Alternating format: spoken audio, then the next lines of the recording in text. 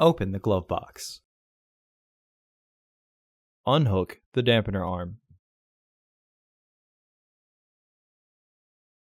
Push in on the sides of the glove box to release the stops and lower the glove box.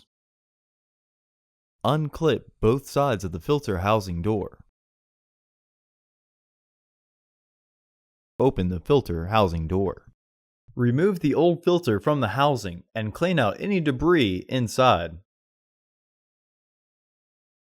Insert your new filter into the housing. With its airflow indicating arrow pointing down,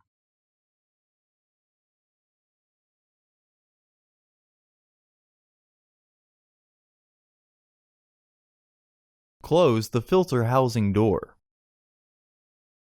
Partially close the glove box to re-engage the stops. Reinstall the dampener arm.